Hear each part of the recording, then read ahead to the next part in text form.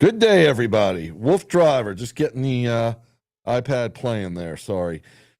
How's everybody today? Coming to you live, trying to check in on our Tuesdays, 1 o'clock.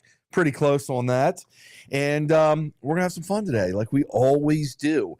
So, weather's starting to change here. It's really actually pretty hot today, and it was a little, I'll call it seasonable yesterday, more like a little above seasonable.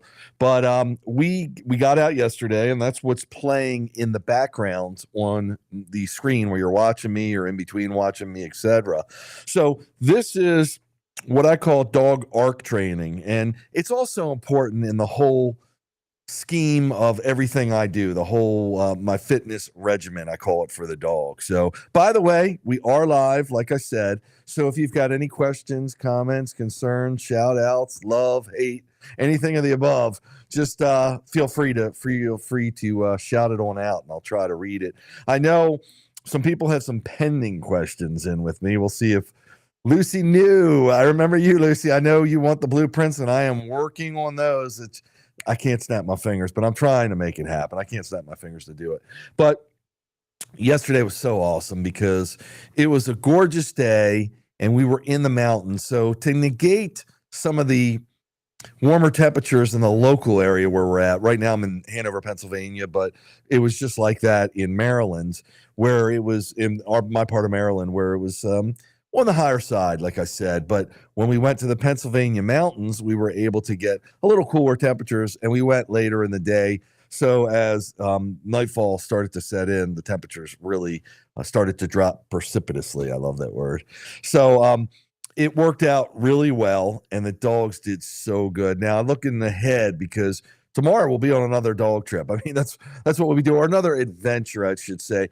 The dog trips are more of traveling to places that I haven't been to in a while, that I usually don't frequent. Trails, they're mostly trails I'm talking about, because there are some farms that we do go to in Maryland and Virginia that we go a little more often. They're the same places where these trails are changing, because we can go to any of these trails we need to. On the farms, I need to rent them, or I need to make arrangements to be there, because of course I don't own the farm and they're not public lands.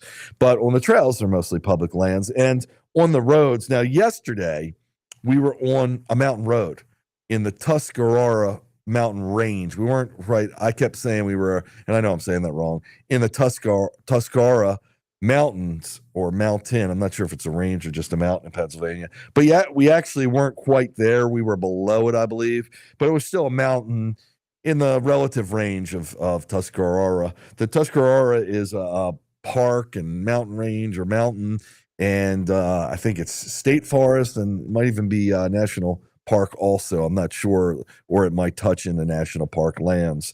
So we're basically on a mountain road, and it's not a bike trail. It's not a dog trail. It's just a mountain road. And what I do is I bring my team. Of course, that's the way I travel, and I've been traveling that way for quite a few years. I used to, when I was a younger man, little prettier back then too. I was able to do a lot of this myself. Now, I wouldn't go to roads necessarily myself, because it's really nice to have a set of eyes behind you and in front of you. And of course, you can't do that without the help of other people. So when we go to these road areas now, somebody's usually following me. I call him my wingman. He's usually in my van, and basically he'll let me know if there's any cars or anything coming up the street. Daniel Fulgham, greetings from Northern Arizona. Greetings from Hanover, Pennsylvania here too. Thanks so much, Daniel. I appreciate you tuning in and being a loyal follower.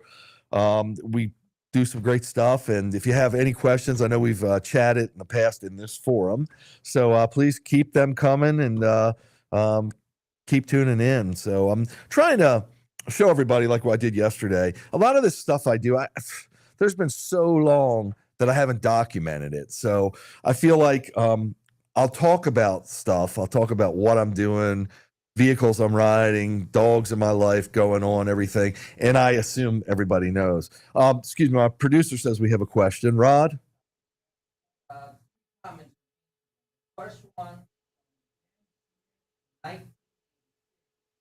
I hope you Well, I'm from the Hi, Jen. Thanks so much for saying hello. Hope you're doing well also. Love the UK. I was an exchange student in Southampton back in the 80s. Great place. Thank you again. follow. Thank you so much. I really appreciate that. All the support, all the love, and everything. It inspires me to keep posting, knowing people are getting something out of it, whether it's enjoyment, whether it's pointers, whether it's living vicariously through me, or sometimes people watch it with their dogs to entertain them. So thank you so much again. I truly appreciate that. Also have a hello. Hey, hello to you. And again, thanks everybody for the comments, support, and shout outs, everything else in between. And if you're watching, don't be shy. Comment, question, anything you'd like. It's an open forum right now. I love doing it this way. And I love I try to play the most recent video. I usually don't publish this video. This is for these purposes of the broadcast. So if you see something there, sometimes I know you can go back and watch the live version depending where you're watching. Some places like Facebook erases it after 30 days, I think it is. I think YouTube keeps it happening, but you might not see it again. There might be something you want to ask. So don't be shy, please. So yesterday, I know Jen was talking from the UK to see, stuff happening in the US just in a non-professional way. And what I mean by that is not edited, not professionally produced. It's really cool. And sometimes that's the excitement to me, just watching how other people live in different areas, especially doing similar interests, obviously, like I'm doing with the dogs and huskies, sled dogs, etc. So this is a really wonderful area, this whole park, this whole region we were at in the mountains. And the mountain here, we were able to go yesterday. We climbed about a little better than 1,000 feet. So that means we were we started around 1,000 and we ended up a little bit above 2,000. So that means our elevation started fairly high, 1,000 feet above sea level for this area. And we ended at 2,000, which is, again, fairly high for this area. We're not out west in the mountains or anything like that. So we're not extreme mountains, but the grades, like yesterday, when I say a grade, I'm talking about the angle of climbing a hill. So we're climbing up 1,000 feet, but that's gradual. And a lot of these mountains have what they call switchbacks. So switchbacks are where they traverse the mountain and they make big U-turns. And they do that to go up the mountain, because if you went straight up the mountain, it would be too hard for someone to physically do, yet alone a car or truck, depending on the weight of it, it might be impossible. And of course, coming down straight, brakes would be negated, more or less. It would be almost impossible. It's bad enough doing the switchback, like I talk about these big U-turns, going from one end of the mountain to the other end, usually long-wise horizontally,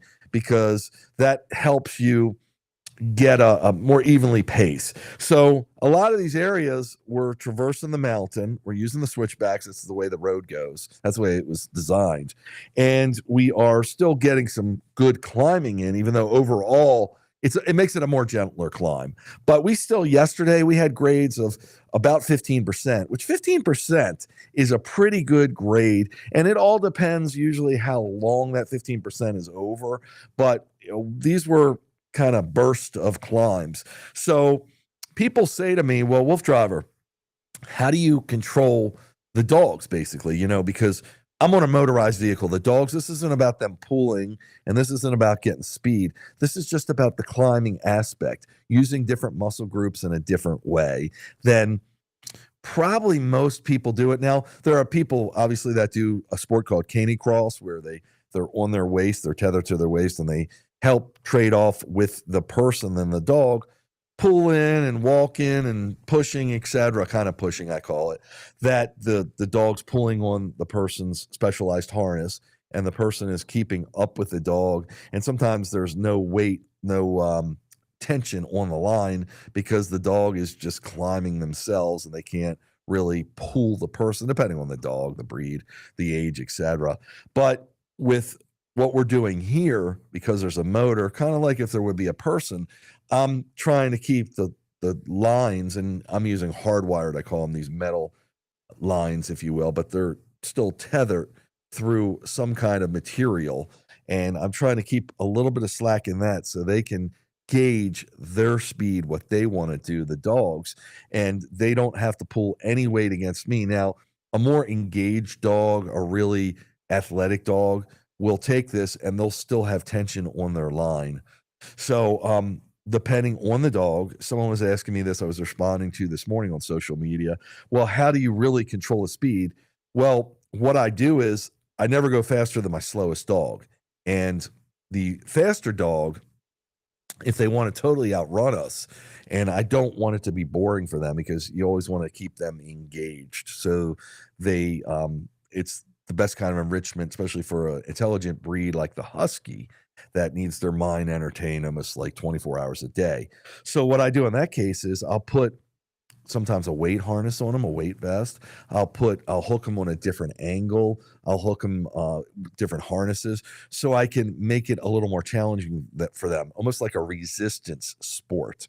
So they're resisting the pulling power or their pushing power, and they're kind of like we take resistance bands as humans, and they're pushing into that. So they're getting more of a rigorous kind of workout without necessarily pulling the vehicle.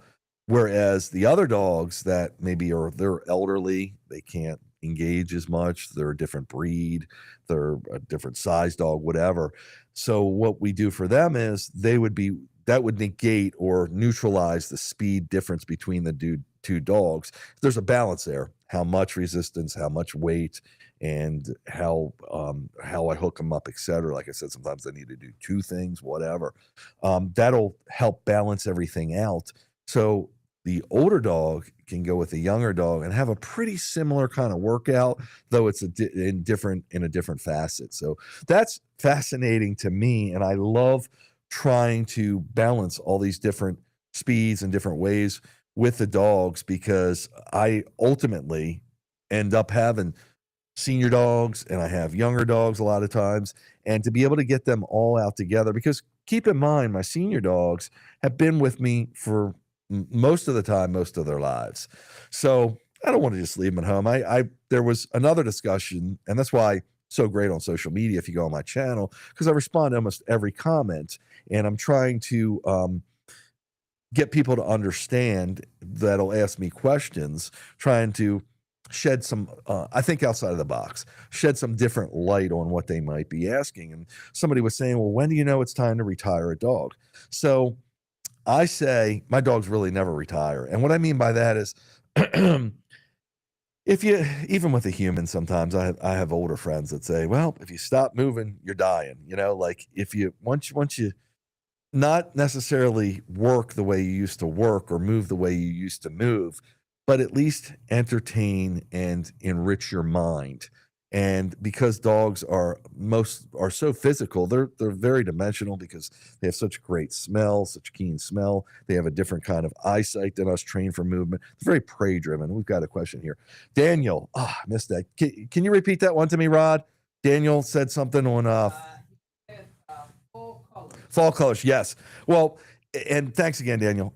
One of the lures to me is just seeing nature in its natural beauty, especially going to these uncharted forest areas. They've just carved a road through. A lot of times these roads were made for logging only. So there's nothing back there. And when you get there and you see nature and it's just raw, it's incredible. So the fall colors, of course, we see them all over in my part of the country. See the leaves change, and it puts on quite a show. Nature does, Mother Nature, and it's just absolutely beautiful. And I always talk about it, not to get too philosophical here, but it relaxes my mind and puts me in a different state. For instance, like I'm a family guy, and I was raised in a big family, and just have so many memories around different seasons. So it's always invoking memory. So it's really cool and really awesome to be able to share that with my wife when we're together and with the dogs. I mean, because I'm immersed in nature, because when I'm out in nature, it's the easiest place to run the dogs. Of course, we do some more urban motion where you get into the city, but you don't have a chance to think about your surroundings because you're usually maneuvering near people and obstacles and roads and traffic and everything else. Out here, you're just like, you can get lost in yourself. So it's really cool. But back to what I was saying with trying to balance these speeds. Someone said about retirement, like, how do you know when it's ready to retire a dog? So um, I never want to. I'm always looking at things in a positive manner. So I never want to say, "Oh, my dog's getting so old, it can't do this, that, and the other." I want to keep doing with my dog, but find ways that the dog can keep doing it with me. So what I mean by that is, as they get older, they can still go with their team. You know, whether there's some newer members in the family, some younger huskies, some younger dogs, and there's some newer ways we're doing stuff, they could still be a part of it. So they know when I go out with the dogs, they're coming with. They're not getting left behind. And I know some people say, well, why can't you let them at home and relax? You know, my dogs and our lifestyle, they relax is like their nemesis. It's like, you know, they relax after they did like 10 miles yesterday of 1,000 foot climb. They're relaxing today, but tomorrow they're going to be recovered in many ways and they're going to want to do something.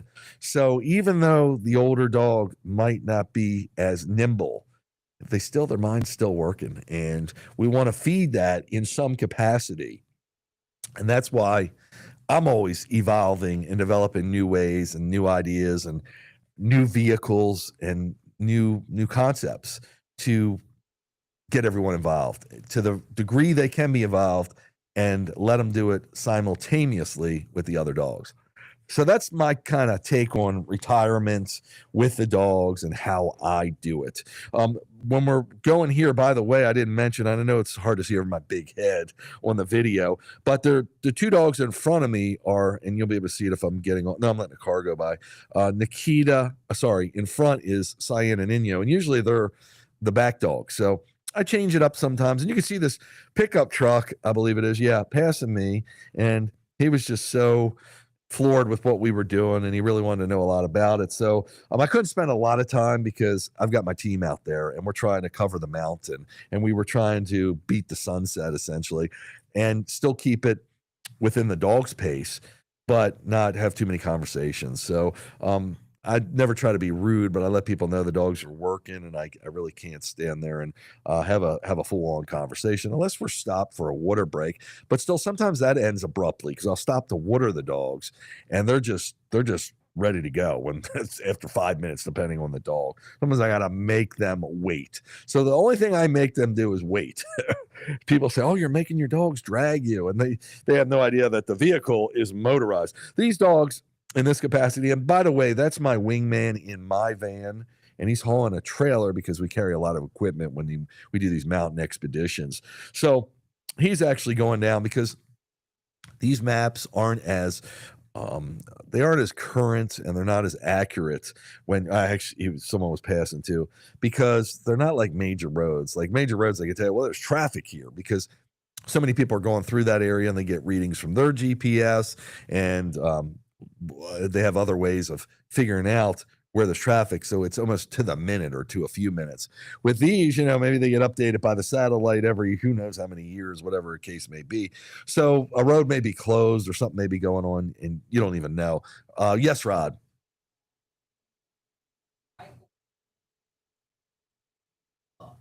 Thanks so much, Michael. I appreciate that. Yeah, this now, when you say tough, I'm sure you mean that it's pretty hard ride, and this is or tough in a cool way. I appreciate this, and this is off-roading basically. And we've got a question from Lolita True. I came in late. What buggy are you using in the video? Thanks so much, Lisa. I appreciate that. So today I call this my Mush Mountain. How did I say it? My Mountain Mush Mobile. So this is basically a single track ATV. So it's as capable as an ATV. It's all electric, and it's on a narrow footprint. And I could put all four dogs out in front, like I do on the regular bikes you see me on, or I could put two dogs on the side, as you see, because we can be a little wider because we're on roads when we do this, usually mountain roads, and the two dogs in front, which again gives them a different experience, a different challenge, and I can switch the dogs in any position so they can all in this configuration. They're all lead dogs. Essentially, they can all see what's in front of them. So it's a really cool vehicle. It's actually an Easy Raider, which is a military scooter. That's what it's designed for. Thanks again, Lisa. Really appreciate that. Rod? Have another one. Living the dream and loving. Thank you so much. I really appreciate that. I really am living the dream. I say this a lot. I pinch myself every time we're doing this because I want to know I'm not dreaming. It's really incredible. And to be doing it as many years as I have, I mean, I have some of the fondest memories in my life, besides my family memories. This is my furry family, for being out there into situations that I couldn't even explain in a lifetime. I mean, we've been in some precarious spots, never like danger with the dogs per se, but we've been borderline stranded and borderline. We've had to make some tough decisions. Nothing where anyone's got hurt, but there were situations where we could have possibly gotten hurt. Now I'm very cautious, so everything I do, there's almost always expect the unexpected. If you know me, I say that, a backup plan. But sometimes things happen so fast that you've got to be able to process it in your mind. And when you're with a certain dog, you remember those like it was yesterday. It's etched into your mind and creating these memories, hopefully all jovial, all happy, and they are. Mine are, fortunately, and it took a lot to guarantee that. Are again what fuels my body and my day a lot of times. So and I've explained it before. In my basement I've got a whole wall, video wall essentially, of all my dogs, from different trips to different photos to different episodes, everything we've done adventuring together to family time, all of that good stuff. So it's truly remarkable, and that's how I got such a plethora of these different vehicles I do, because some of the vehicles you've never seen before. And if you go to like seniorsibes.com, SIBES, you'll see some of these vehicles I purposely purchased and configured for my senior dogs, because like I was talking, I never like to what they call retire them, so they're not doing anything. So I like to take them with me, and even if they can't participate in any fashion, they can still be with us. Whether like my dog Jag, going back years ago, Jag's since crossed Rainbow Bridge, but he had some relatively minor surgery, but because he had stitches, they didn't want him moving. So they didn't want, this was a no-no, what we do, our dog adventuring. So I had a sidecar for Jag, and Jag just rode in the sidecar. We put goggles on him so he could go down. He could make it dark if he wanted, essentially, and go down on the sidecar and just go to sleep. And once in a while, get up and look around. And he was so funny. Jag was a joker. That's what we called him. But that's how we do it. You know, it's all the dogs are involved in some way. Never leave any dogs at home. That's just what I do. And that's why I have a small team too. Nanette Marsh, thank you for saying the dogs are your family. I have furry grandpups that live with me, and they are the greatest. I recently found your videos and enjoy watching them. Thanks so much, Nanette. I truly appreciate that. And that's what it's all about. And I know I've got other family that have grandpups that aren't mine, and my parents, they're unfortunately they passed on, but they would always say my dogs were their grandpups, and like enjoy when I would bring the dogs over to visit, or they would come over my house. So it's true. I mean, they're our family. If they're sometimes the extended family, sometimes they're our family right with us every day, every breathing moment. So there's a quote out there that you may not be your dog. You are everything to your dog, though your dog might not be everything to you. And they're just trying to say that you're the most important part of your dog's life. So share as many moments as you can and do just have quality. It's not always quantity too. It's quality. I know some people go to work, they can't always be with their dogs, but when they can be, it's quality time. Make the most out of it. Just like I'm showing adventures here. By the way, we're watering the dog. So yesterday was warmer than I'd like it to be. So you can't always guarantee the weatherman's going to be right, because I find, like, I don't know, 60% they're right. They're wrong a lot. They get paid no regardless. But so we always have to. We got a question here. Yes, Rod.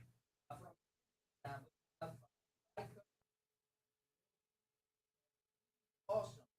I need four-wheel setup running my Greyhound.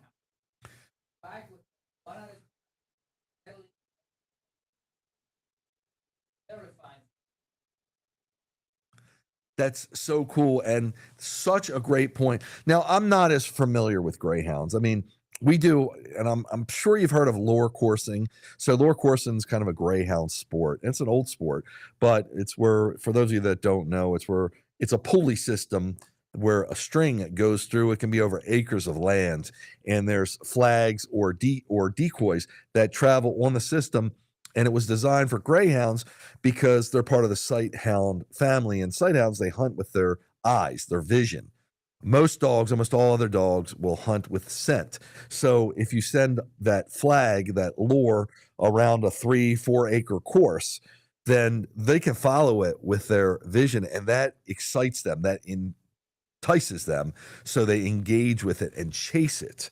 And boy, do they chase it, because greyhounds can go faster than 40 miles per hour. So with other dogs, it depends. It's iffy. Some will do it and some won't. But it's become more of a sport where they try with all dogs, and they've developed what they call fast catting. So fast catting is up and back. It's not a big course. It's more of a linear pulley. So it goes, the flag or the decoy goes up so many feet and comes back, so the dog can get a better visual on it and can understand the course. They still like to chase it, a lot of dogs, but the greyhound, the sighthound, can chase this. And I've had huskies. I've had my one husky Malamute mix. He'd do this thing, and I had a big course back then. I don't know. I think it was like 2 acres, pretty big.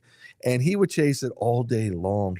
12 miles I clocked him doing, and up to speeds close to 30 miles per hour, not as fast as a greyhound, because greyhounds are one of the fastest breeds.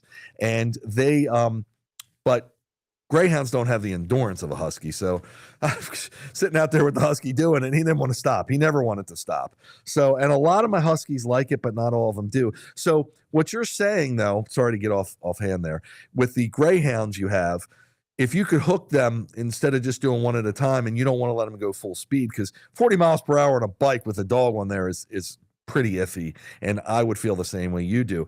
Of course, if you have another kind of bike that's motorized, where the bike's heavier, so they can't really pull it, they can't put any unusual pressures to where they might take you off of it, and you're on a 3 or 4 wheel kind of recumbent trike like I'm on, then you could go as fast as you want. You could let the dog go, and you watch their tether.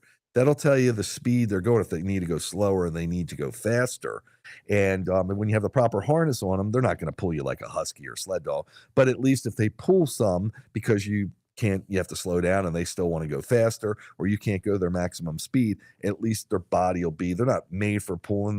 That's not in their genetics, but at least it'll put the proper pressures. It'll negate the weight, help spread it out and keep them healthy. So that's what I always try to do, is put multiple dogs, take all my dogs. And that's why I was explaining the elder dogs, the senior dogs with the younger dogs, by putting weight vests and putting other ways for the younger dogs to get the same kind of engagement as the older dogs who are just walking along with the bike. So if you go to my website, Dog Motorsports, check it out, because I do some of it on an ATV, and then with that setup, it might be a little too, it might not be fast enough. I mean, the ATV can certainly go 40 as fast as a Greyhound's, but because of the design, usually doing that kind of speed, I'd want to do it on more flat land. We were going to farmlands with the ATV. So, but something like I was riding yesterday, which is the Easy Raider, and there's other companies out there that make them, might be ideal for you.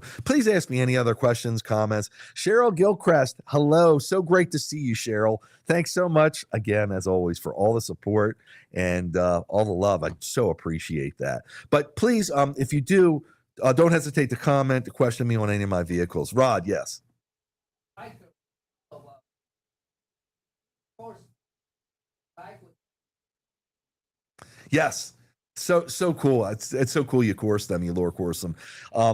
I've never seen a Greyhound do it in person. I've seen it all on the net, because all my lure coursing has been done on my own courses. So I don't have other people bring other dogs, but I know their speed's incredible, and how they hunt with their eyes, how they track with their eyes. So yeah, the biking is such a great, that's why I do multiple activities, like the lure coursing, like the biking, to keep them in shape for different reasons. And what it's a different kind of enrichment, a different kind of engagement, and I believe it works more different muscle groups so they can be more complete fitness.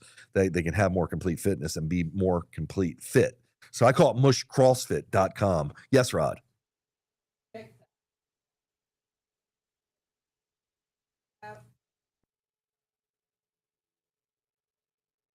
Plans. Gotta get those. Hey, thanks so much for the great question. So if you go to alldog.com, alldog.com, that's a video and there's more detailed information. There's another page on that website, which is the dogmotosports.com website. Excuse me, DOGMOTO sports.com. And you can look on there.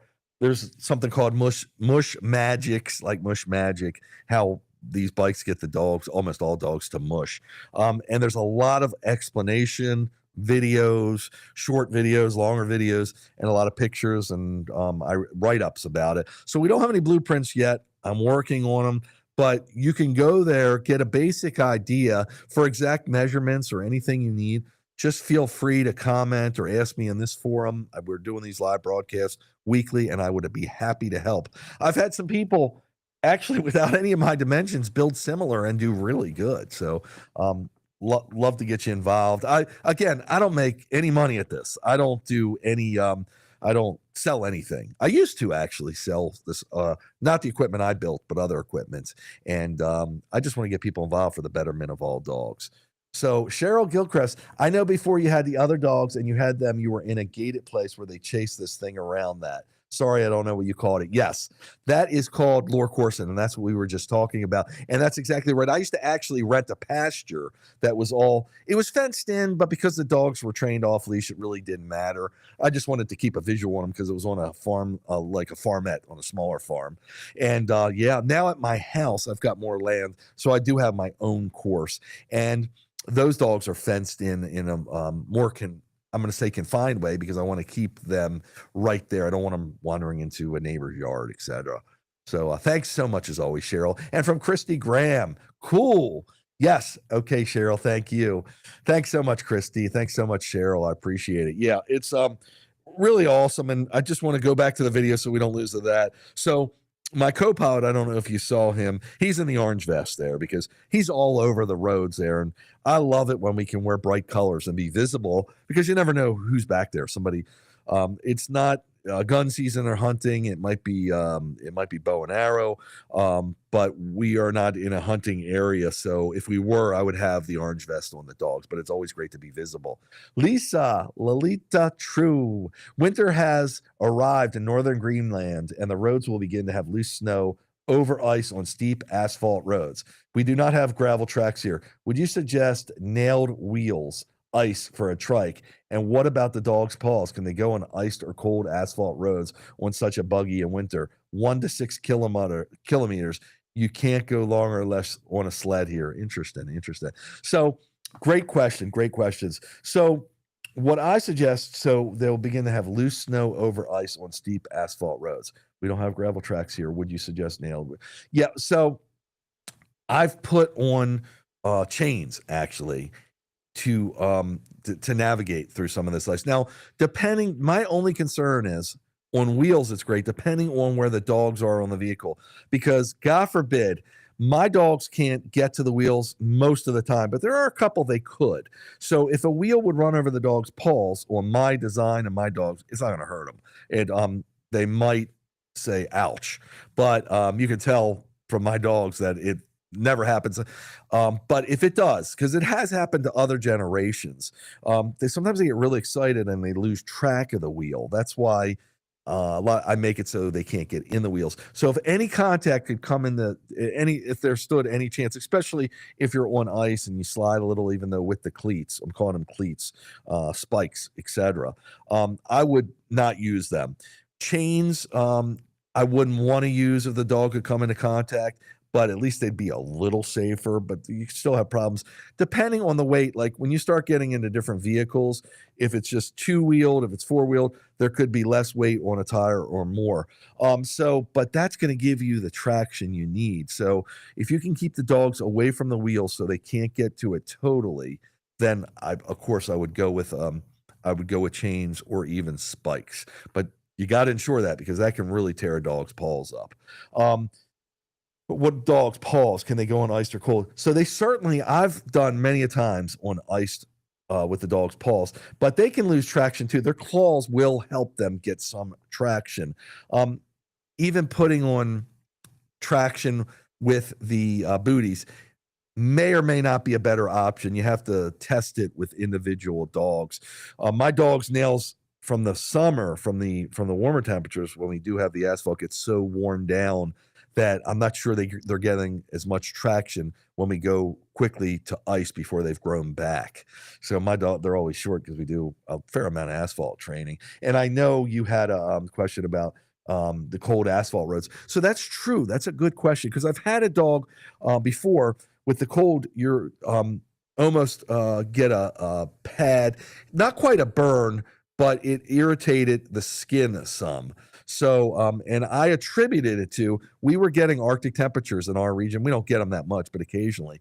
So always take precaution. Again, I've had so many dogs that have never had that reaction, but that one dog did. And it just could, and it wasn't much. It just could have been the way they ran that day. I just remembered it. I put it in my book of notes in my mind that it was super cold. The asphalt was super cold. And that dog had that reaction, which usually that dog was, that the pads on that dog were the most sensitive pads that I've had. Still usually didn't need booties, but that was a situation where he at least it irritated in some way. Very quick healing, but that's why these are all great questions, Lisa. Pay close attention to all aspects of it because, like I say, it's booty requirements are usually more dog dependent than situation dependent. What I mean by that is how the dog runs, the age of the dog, how much they're lifting their paws, etc., is going to play a part whether they need them. But in certain situations, some dogs might need them sometimes, and some dogs might need them all the time. Usually, as they get older, they're more candidates for booties. My gripe with booties, they can slip more. They can't get the traction, of course, because their pads and paws can't grip as much.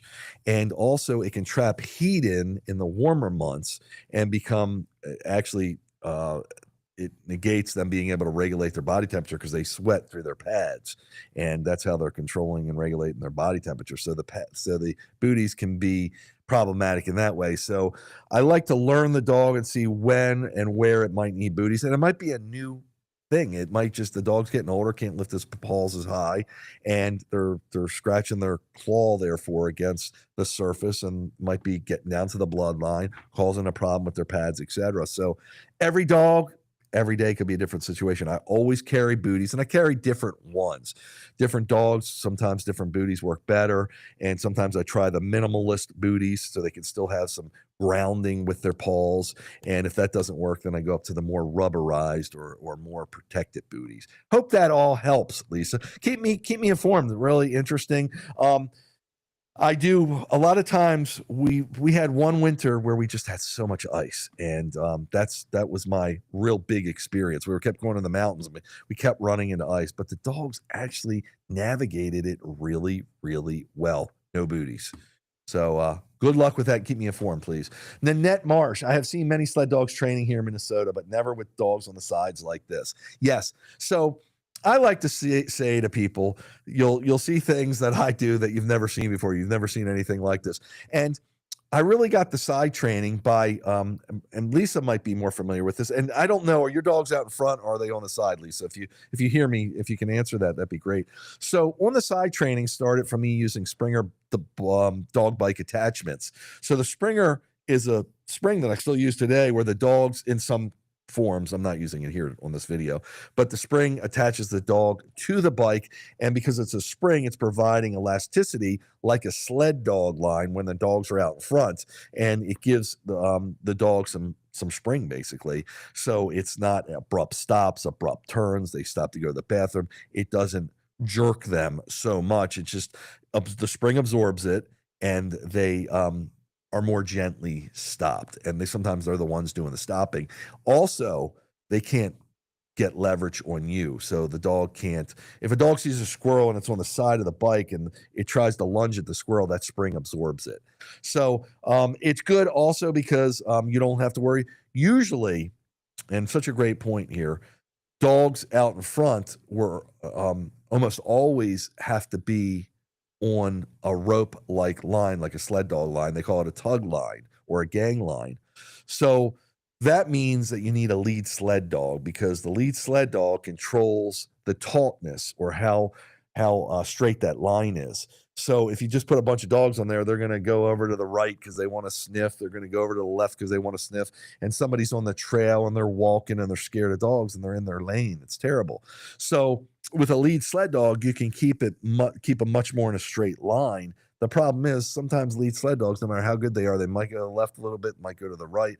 A lot of trails we run, the dogs can't be in anybody else's lane. So that's why I developed the whole system where you see them out in front.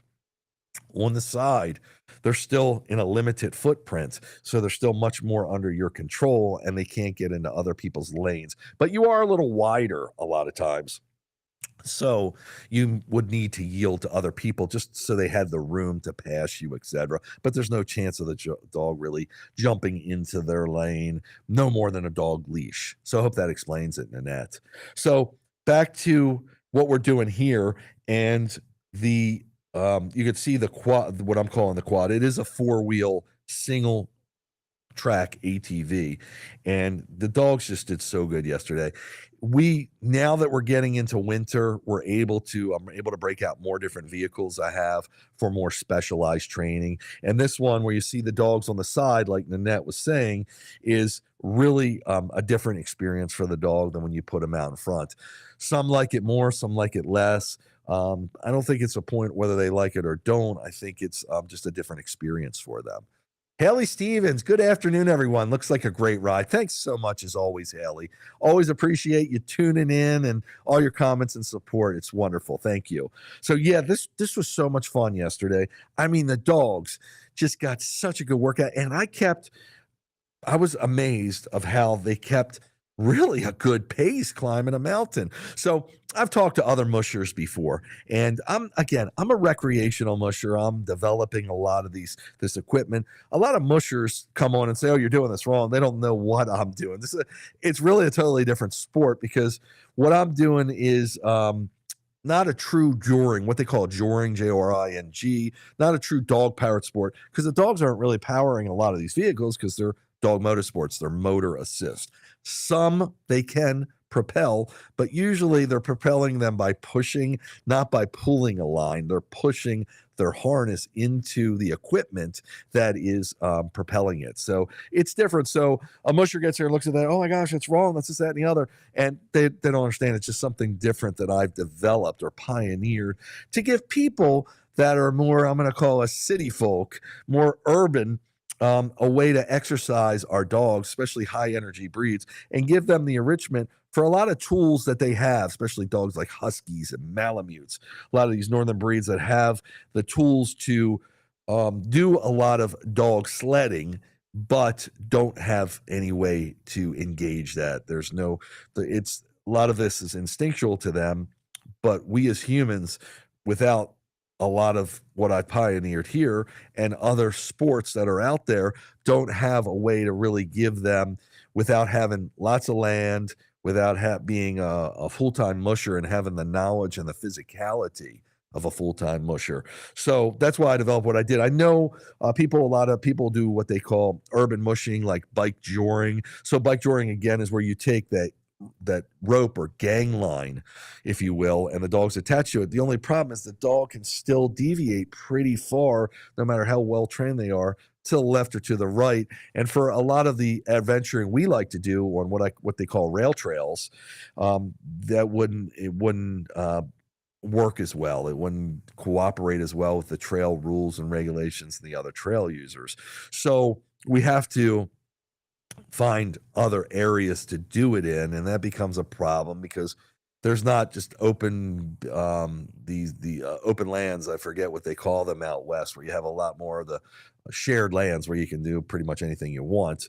We don't have them here as much. So we've got these roads, like these mountain roads, but again, and that was just a bike rider I passed. I forgot I passed a bike rider yesterday. And again, if I had a lead dog and I was on a rope, there's another. Oh, sorry, they weren't bike riders; they were dirt bike riders. But if the dogs were on a rope, and they were young kids, really, if they were on that gang line, and even with a good lead sled dog, they decided to go a little to the left, that, God forbid, they could have gotten hit. Now I'd be commanding them, I'd stop them. It would be a lot different happening. So that's why a lot of the equipment I do will fit so many people, and people aren't going to get, I realize, as extensive as I have what I put together here. But there are ways to put a lot of this together, again, without buying a lot of it. The biggest cost is the equipment, the machine itself. Most of this equipment is not designed for dogs. That's, I'm going to call it the easier part, because it's way less expensive to do that once you have the equipment. So a good way to look at it is if you buy a really nice recumbent trike or quad. So if quad's 4 wheels, trike is 3 wheels, and these recumbent are kind of like laying down almost, and it puts you in a more comfortable position, because usually as humans age, our knees get a little worse, our backs, etc. So this puts you in a more comfortable position, recumbent trike or quad, that makes it easier to bike, to pedal, and to be in that position for a longer time. So that's why these different vehicles got popular. Now, if you say, I'm going to go out and buy one of these, but I'm going to also use it for the dogs, so it can be multi-purpose, so it can justify the expense more. They usually can cost anywhere from $2,000. If you're getting racing versions, $10,000. You get them custom built, they could be in excess of $10,000. All depends, but there's inexpensive ones that have motors, which everything I buy has a motor, because I'm doing the dog motor sports, but also because I'm just not as physical as I used to be. And when we get to some of these hills that I didn't anticipate, I just turn the throttle and go. Daniel Fulgham, Bureau of Land Management, BLM lands. Correct. Thanks, Daniel. I appreciate that. Yes. Bureau of Land Management. So out west, and I'm not even familiar with these because I'm not from out west. So, but I know from my friends going out west camping and doing different sports that they would go to the BML lands where you can do anything. There you can do a sled dog team with a traditional gang line. Christy Loudon, how are you, Christy? Hi, guys. Loving the scenery. So beautiful. Go girls. Have a great day. Thanks so much as always, Christy. I really appreciate, as I always say, all your support, your comments. It's wonderful. Thank you so much. And all the great questions you asked too. So yeah, we're on this road, and I call our BLM lands, Bureau of Lands Management, like you answered, Daniel, so nicely, thank you, these mountain roads, because these roads are, like I explained, almost uncharted territory. A lot of them were originally carved into the mountain for logging trails. Since then, they've come along and they've put crush and run or gravel and compacted it down so it can handle cars, but it's a great surface to run the dogs. Some of them are paved. So when you start getting into paved roads, that when we're doing mountain climbing here, that's a little more on the dogs' pads, because they've got to dig in a little bit to climb. Even though they're not managing any weight, they're not pulling here, we're not going in high speeds, it's still a little more digging in. So I prefer these stone roads. Or sometimes I might use booties in that instance. Again, depending on the dog and the situation. So I don't want everyone to think booties are a necessary evil. Sometimes I understand that. Sometimes for some dogs all the time. I don't want you to think they're voodoo, because they're not. They can really help a situation. And there's so many different ones out there. I didn't mention before, there's Cordura. Someone had mentioned it to me in one of the comments. Cordura is a great brand. It's a lot more breathable than a lot of the other booties.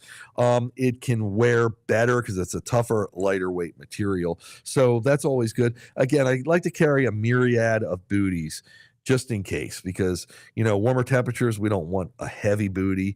Some dogs, God forbid you get a paw injury, a pad injury, we usually won't let them run on that. But if you're in a situation where they got to get to the truck or point of pickup, and they need to protect the pads of their feet or their paw, the booty can come in good, and you can use a heavier duty booty. I also carry with me turn kits, and I carry a lot of first aid equipment. Also, a vet wrap, they call it, and that's a little precarious using sometimes. So vet wrap is almost like a ace bandage. I might be showing my age there, where you would wrap it around an injury, and it sticks to itself. But if you make it too tight, you can really affect the dog circulation and cause other problems. But if it's too loose, depending on the incident, it might not be good either. Usually booties we make real tight because as long as they're moving, the blood's going to keep circulating. It's when you stop that the blood can stop and you can really almost tourniquet it, which could be problematic too. So you got to know what you're doing, of course, but that's why I'm here to help you as much as I can. But more importantly, that's why your veterinarian's there, because you can ask the vet some of these really good questions. Obviously, they're not always familiar with dog sports like we're doing here, but of course, wrapping a dog's pad, talking about booties they might have some knowledge about, and certainly about how tight, how loose, whatever they can advise you on that. But I tighten them down almost as tight as I can get them because we're moving and the blood is still circulating. Once you stop, though, and so we stop the water break. I leave the booties on tight, but if you're stopping for any length of time, certainly when you're done, take the booty right off. So that's how that works.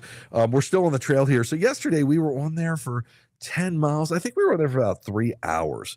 We might have been on there for a little less because we were averaging about almost 5 miles an hour, which means 2 hours, but we had a lot of long breaks in there because, again, it was a little warmer than I'd like. When it's warmer than we like, I'll usually spray their pads down again to negate the temperature because they sweat from there and they cool from there. So if we can get them submersed in water, that really helps get that temperature away from them.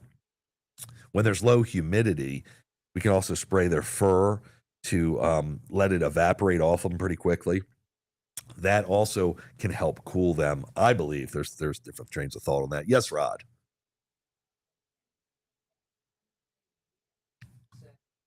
I love seeing dogs.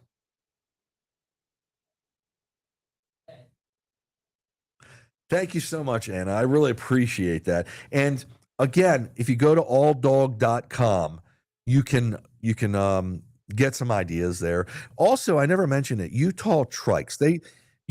There's a gentleman who owns it, Ashley Guy, and I think it's Harold Guy is his son, who is one of the main people there now. His son was younger when I first started working with him many moons ago. He built a lot of my custom equipment to begin with. Now he's not as familiar. We just got a newer one from him where we're doing the front dog attachment.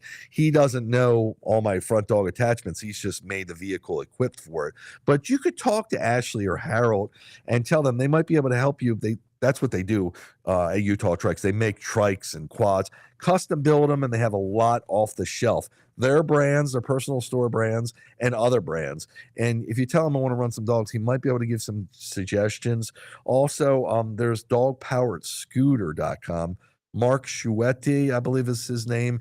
He builds a lot of custom rigs too, and he's worked with Ashley, and he sells, I think, some trikes for this or some equipment for him for running them similarly. Not exactly how I'm doing it, but at least something you could buy off the shelf. So that might be what you want to do, or you could build something like I did. Also, I have a getting started page. I think I call it doitdogs.com. DOITDOGS.com. And that'll take you to what I call my getting started page. And it tells you maybe start with a regular bicycle, even a 2-wheeled bicycle if you didn't want to get a 3 or 4-wheel one. And you can put a Springer attachment that you can buy on Amazon for about $100. And you put that on and get the proper harness, and you can have your dog on the side of your bike probably tomorrow. I mean, it could happen that quick. You could do it, and you could start learning to bike with your dog. That's the way I suggest everybody start. If you're not really good with balance, or you're really concerned, now the dog, that big spring is going to negate a lot of the dog's pulling power, so it's probably not going to be able to take you over or direct you the way you don't want to go. But if you're really concerned about that, then get one of these trikes or quads I'm talking about, called Utah Trikes, and just attach a Springer there. That there's a lot of different bars on these different vehicles, different trikes and quads that you could attach, and they can be more like a go-kart. I used to call it dog-powered go-karting, and you could easily do that. And then the dog can't pull you at all in the wrong direction. Now, if they're going forward, they can assist you, and in some capacity, depending on the lay of the land, pull you. But if they see a squirrel to the right, you don't have to worry about that. And we were talking to someone earlier, if the greyhounds want to go as fast as they want, that recumbent is such a great way of doing it. Putting them on the Springer is fine. So that's another way. I think that's great. And if you didn't want to go the Utah trikes route, I mean, you can buy some of these. There's plenty of online resellers of trikes and recumbent trikes and quads, and also Amazon. So, a lot of that stuff is just not. Most of the Utah trike stuff, I think, at least the ones he makes, are made in America. So, some of the stuff when you get into other parts, the only problem is, a lot of it's made in China. It might be harder to get parts. The companies might not be in business, but it depends. It's the value for the dollar. If you only want to spend a little bit, you want to start out, you start out with an inexpensive one. Yes, Rod. She says, I think that very much. Checking those out. Thank you very much. Thank you. Hey, thank you so much for taking the time to really explain that so well. I do appreciate that very much. Yes, I want to help everybody because, I found my calling in a way for life, or of my life, for doing what I do with the dogs, enriching their lives. So, I mean, my family's I live for my family, but my dogs are my family. So I'm living for doing that. My life is that's my purpose there. And I find my greatest joy is giving my dogs their greatest joy. So keeping them as enriched as possible, to keep them as healthy, to keep their mind as entertained, and to keep them as long as I can in the best working order. That's my goal there. But when I watch them have fun, just enjoy this so much, it's incredible, and that's why I do it. So one last thing, I've been doing this, what I call I say punk my pup. So I'm always having fun with words, and I never mean that in a derogatory way. I don't know if you remember, You've Been Punked, the show with Ashton Kutcher, however you say his name, back in the day on MTV.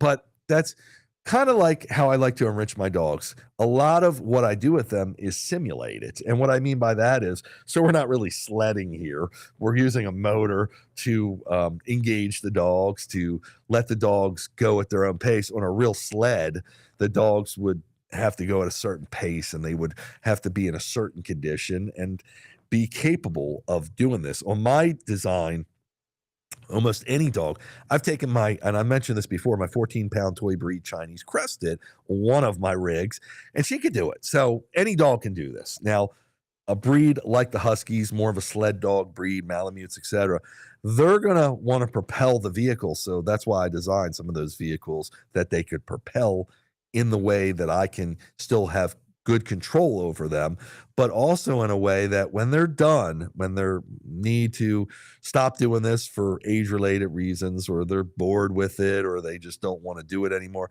they could still go at a slower pace, almost like a glorified dog walk. So, and now we're doing this coyote on wheels, I call it. It's almost like the lure course we were talking about earlier in the show, where the coyote, it's a simulated effect. The dogs see the coyote, their eyes are trained to see motion, so movement. So when they look on the field, and I've tried to train my eyes like this because I think this is so fascinating. And wow, does it give you an advantage to know what's out there? If you just can hold your head still, and look in a field for as little as 15 seconds, 30 seconds, and try to see the first movement that comes to mind, that comes to your eyes.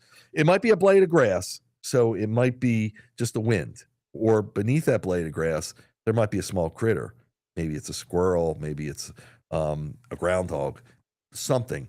And that's how the dogs do it, because they see something move and they say, oh, that blade of grass is moving. Is that an animal, or is that just the wind? Then they put their nose to the ground, or they put it up in the air scent, and all of a sudden the story starts coming together. That's nothing, or that. Now, it can depend on the way the wind blows. It might blow the scent away from them, so they might not be on it right away. Lucky for that critter, right? Because they'd be chasing it, obviously, if they were out in the open. But it's incredible. So when you put something like we were talking lure coursing, like that flag decoy, or you put that coyote on wheels, you got motion. So they're automatically engaged. That's the first sense. Now, sight hounds we were talking about earlier, they know they can follow the movement because of their keen eyesight. They hunt with their eyes again. But most other dogs are going to want to put their nose to the ground or up in the air to get that complete picture. But once they see that motion, you've captured their attention for a second. Now, what that motion does, they see the shape of the coyote and they're like, oh yeah, this could be something to engage with. This could be a chance at prey or a chance at a confrontation or a chance to run with them and have some fun, etc. So now they're engaged and they want to chase it. So when I take that coyote out and I run it on the ATV, they don't know if it's real or if we say, is it live or is it Memorex? So they don't know if it's the real deal or if it's something punking them out. But they don't care because the excitement is the chase. Once they catch it, and I was talking, I don't know if Keith's out there on YouTube. Well, Keith says, well, yeah, once they catch it, they're like, yeah, what big deal? Unless it's prey, then it's another story. But once they catch it, they're like, yeah, I got it. But what's the big deal? But you can take the coyote out on that ATV, on the RC car that I do, and do it today, tomorrow, next day. They're still going to be enticed originally, and how long you can get that enticement to last and the excitement to last usually depends on the dog and how you maneuver it, etc. So that's why I say punk my pup, because it's healthy. It's getting them to let their instincts out, release their endorphins. They get that engagement, but they're safe. You're not jeopardizing any other animal, and you're not jeopardizing their safety too. Additionally, I'm doing we do the robot. So the robot's a little bit different. I just like touching on this. The robot's a little different. I call him Robo Togo because yes, it's movement. Again, the first thing, it's not going to move as fast as my coyote on wheels, but it is moving. So, a cat taking their paws and going like that to the dog. I've had cats try to play with my dogs, and that's still, whoa, what's going on here? And some dogs are more playful than others, and some dogs might want to play, might want to engage it. They don't, a lot of huskies want to grab it by the neck and shake it to death, unfortunately. But some dogs are going to play more. So Robo Togo, the robot, we're seeing what kind of play they have in them, how much they like it. Nikita, my one dog, was a little intimidated by it. So it's a different kind of engagement, enrichment. I call it technological enrichment, all this stuff. Finally, the last one I'm trying, which I haven't done yet, stay tuned for it, is a sound generating machine made for hunters. So these are professional animal sounds. I don't know if they're pre-recorded or they're created synthetically, but they are, it's a huge speaker system. So we're not just talking a real pranker kind, like a prank joke. It's a huge speaker system that is on a walkie-talkie remote control, and you make a sound out there in the forest, and the dogs are like, what is that? Their ears are very keen, of course, and they're going to want to know. Again, the nose is going to go in the air, nose is going to go to the ground. They're going to air scent. They're going to try to figure out what that is. So how much does that entice them? And it's going to depend from dog to dog, but wait till we start using that. So these are all activating their senses and providing the enrichment without having to providing another animal. Now, when we go out, there are other farm animals. There's wild animals. That's their enrichment, but they can't catch them with me in this capacity. Off leash, no matter how much I try to save these animals, sometimes they get caught. So that's another story for another day. So I'm Wolf Driver, getting ready to sign off. Thank you so much, everybody, for all the support, all the great questions and comments. I know those people that I've answered questions to, follow up with me. Like we were talking about the Lisa in Northern Greenland, and I'm really curious about all that. So don't hesitate. Please follow up. Curious how that works out for you. And some of the other people I was talking to about the different bikes and designs. If you have any questions or comments, put them in the comment section on my post. I try to get to everything. And if you're watching this broadcast later after the live session's over here in a couple minutes, please don't hesitate. Comment, questions, and anywhere along my social media. I try to answer everybody, even people that don't like me, because those are good. Sometimes people ask good questions. Sometimes they don't know how to answer them politely.